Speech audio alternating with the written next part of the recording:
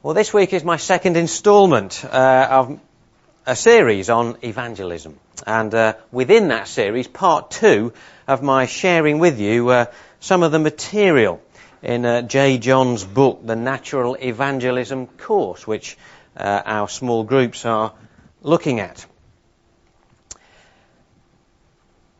And last week I introduced the topic, I guess, by first defining evangelism as quite simply those who have faith in Jesus sharing that good news with others, in the hope that they too might put their faith in him, just as Andrew and Philip did in that Bible reading. And I asked, and then attempted to answer, 3 questions. Firstly, what is the good news that we have to share? I answered that by explaining what I believe the Bible tells us about the core facts of the Christian faith, the facts that we should be ready to share with others when asked about our faith.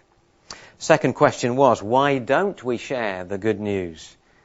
And I talked about some of the fears that we have sometimes, which prevent us from speaking out, sharing that good news.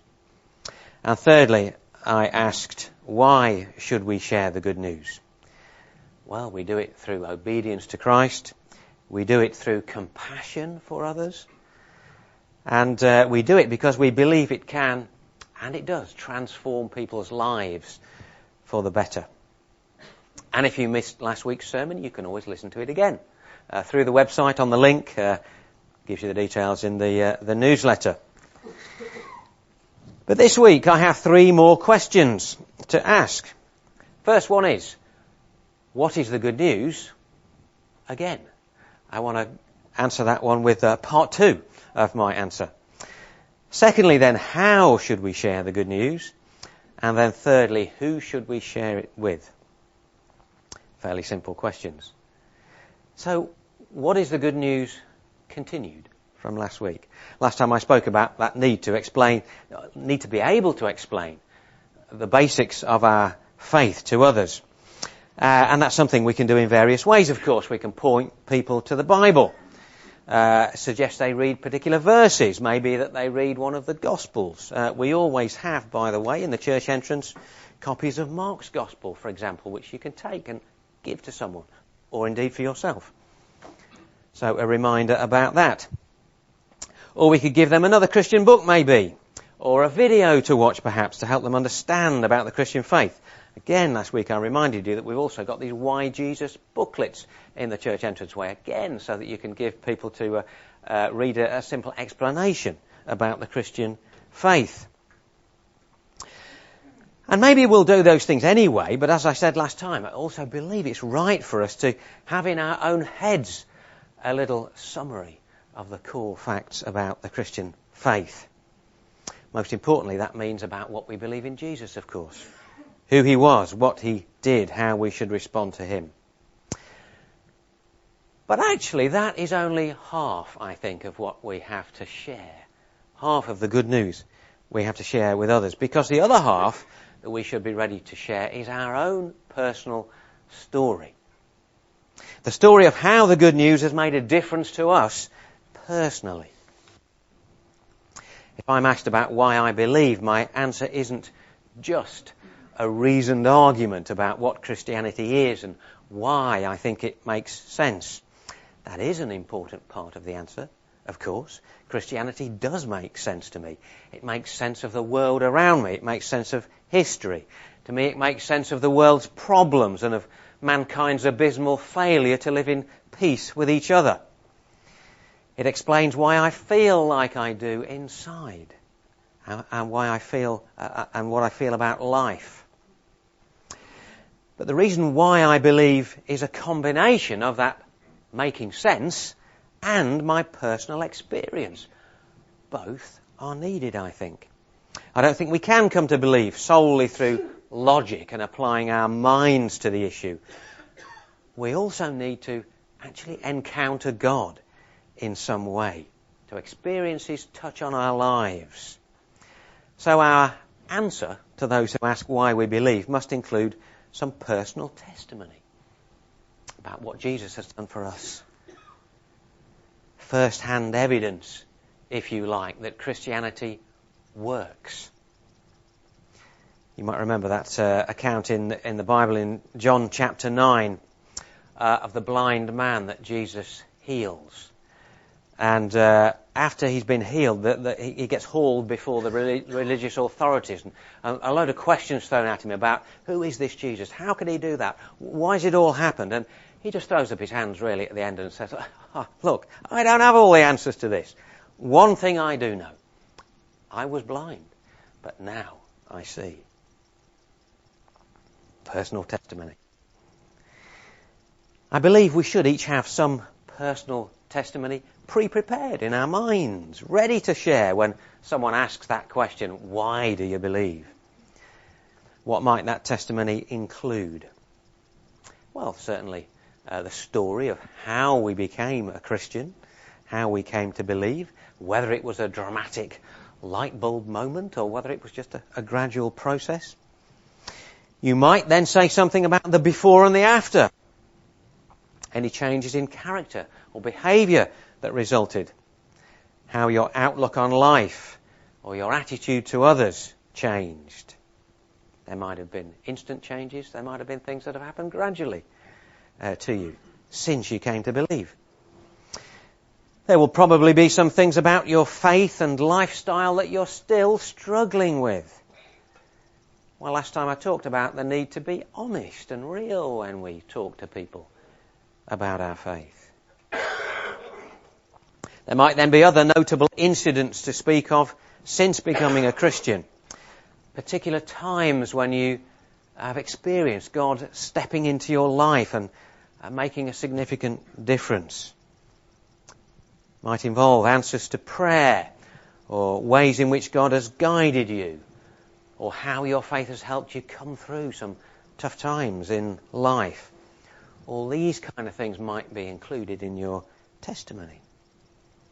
Also, the development of your relationship with God.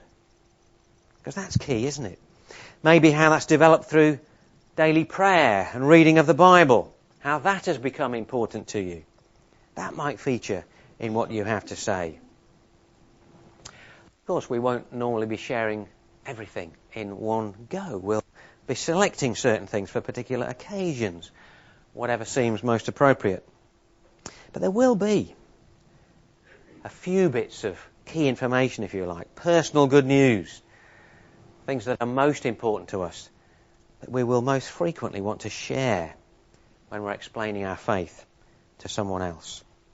And I think these should be well rehearsed in our mind, so we don't get surprised and completely flustered when the question comes up. We can win or lose arguments about whether Christianity makes sense. We can have holes picked in our best attempts to explain what Christianity is. But it's very difficult for somebody to argue against our own personal experience of God and the difference our faith has made to us and continues to make to us day by day. Our personal testimony is the thing that's likely to be the most powerful message that we have to share with others. So think it through. Decide which bits of your story are the most relevant and important for you to share about your faith in Jesus. And play them through your mind. Imagine how you might speak out those things to others. And revise that in your mind at intervals. So that you are, as Peter says in 1 Peter 3:15, so that you are always prepared to give an answer to everyone who asks you to give the reason for the hope that you have. We should be prepared to give that answer. So we've thought some more about what the good news is that we have to share. How should we share that good news? A few thoughts on that. Well, naturally is the first way we should share it. There are many kinds of news that kind of just trip off our tongues as readily as can be, aren't there, when the opportunity arises?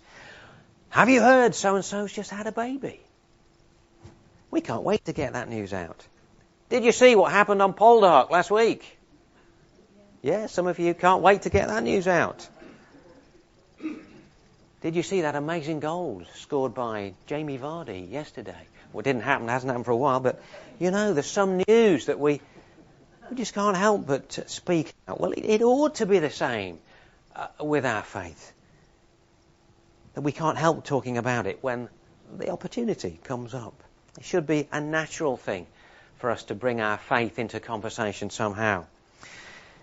Maybe because we're so thankful to God for something that's happened. Maybe because we've been inspired by something we found in the Bible.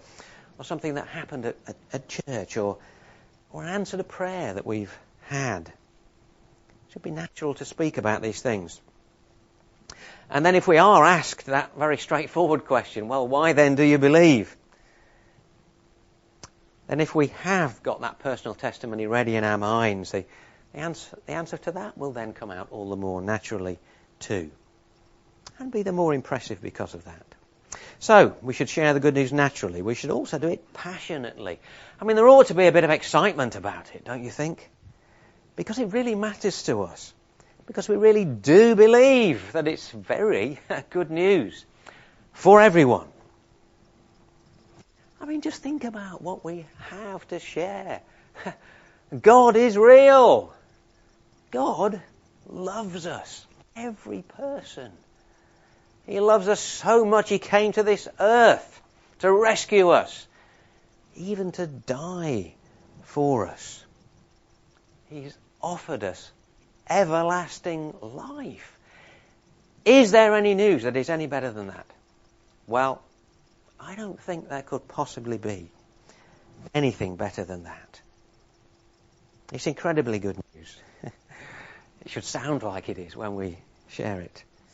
We share the news passionately, and yet gently and respectfully. That verse in 1 Peter continues, always be prepared to give an answer to everyone who asks you to give the reason for the hope that you have, but do this with gentleness and respect. With humility, with sensitivity. We don't force our message on anyone. And we do it with genuine interest in the person we're speaking to and their views on life. They may have no faith, they may have another faith. There should be an exchange of views. We listen as well as speak, but we shouldn't fear that discussion if we are confident about our faith and confident in our God. We should share the good news honestly. Well, I've spoken about that already. We should tell it as it is. We don't need to hide the fact that we don't have all the answers, that there are still some things about God we don't understand fully. We don't need to hide the fact that sometimes we're a bit baffled about why things happen in our life that do. Where is God in that? Because I do believe that our personal testimony can be made all the more powerful if it shows that we still have faith, despite the fact we don't have all the answers, despite the fact that life sometimes is a real struggle. We also share the news lovingly. I mentioned that last week, that our compassion for others should be one thing that actually compels us to share our faith with them. And where it can be, that love should then be demonstrated practically.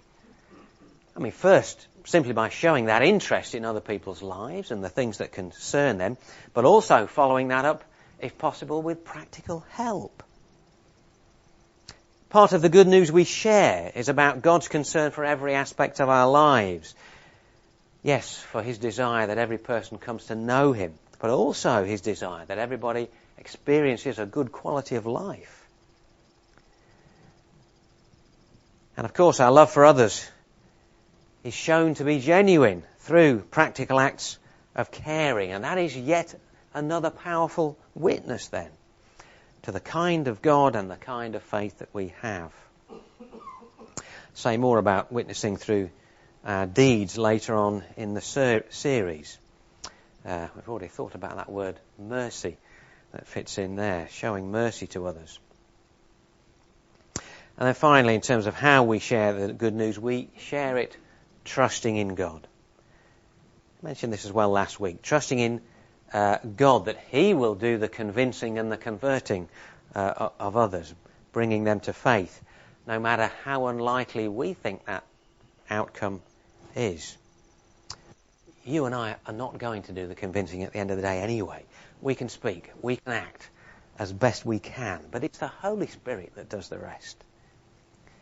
Which is actually a wonderfully liberating thought when you dwell on it and you take it to heart. Whether or not our explanation of the gospel message is perfectly sound, whether or not our personal testimony is full of dramatic answers to prayer, well, God can still use our words as a channel for His Spirit to actually do the business in people's hearts. Provided we're simply prepared to speak with openness and honesty, with gentleness and respect, with love and with a passion, because it comes from our heart, then God can use that in other people's lives.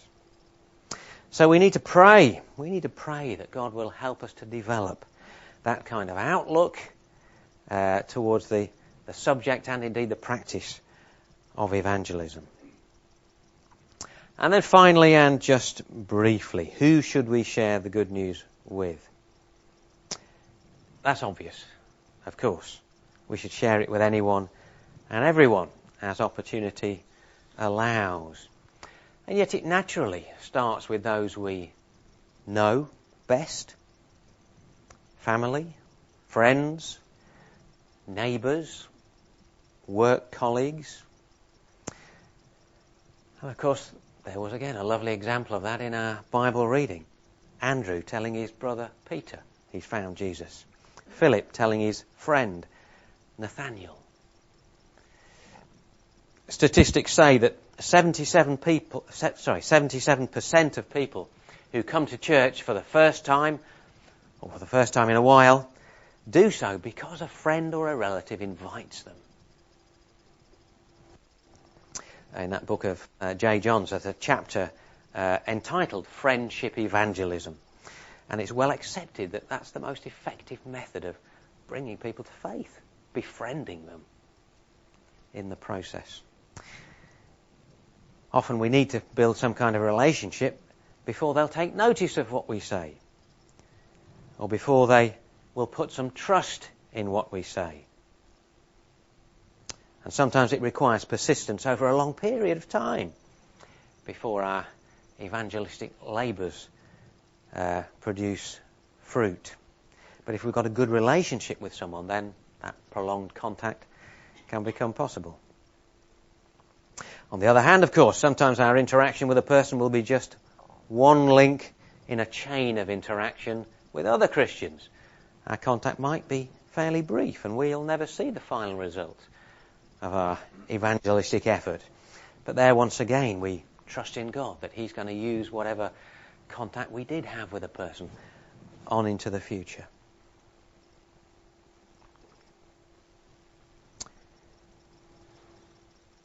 So, who is there you should be sharing the good news with? I do want to challenge you this morning. And in fact, I'll repeat the challenge as we continue on in this series. And I'll look at some specific passages in the Bible that continue this teaching on evangelism, help us to think it through. And I want to challenge you. And there are 3 parts to the challenge. And you may well be doing some of this, all of this already. But anyway, here it comes. The first one is to think of that question. Why am I a Christian? Why? Think about it. And prepare an answer to give if you're asked that question. At least think it through. Maybe write it down even. Probably there'll be those 2 parts to it. Why it makes sense to you to be a Christian, but also what difference it's made to you. Why are you a Christian? Have an answer. Second part of the challenge is pray for opportunities to share that answer. Pray for it to happen. Are you brave enough to do that? To sit before God and say, Lord, give me an opportunity to speak about why I believe. It's actually quite tough to sit down and do that because God answers prayers. Be bold enough to ask that you might be able to prepare what you've prepared. Share what you've prepared. And the small groups are going to be thinking about this a little bit more. The third part of the challenge is then to pray for one specific person.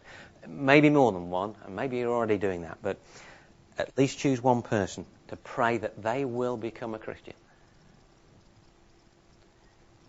And keep going with that prayer. Be persistent.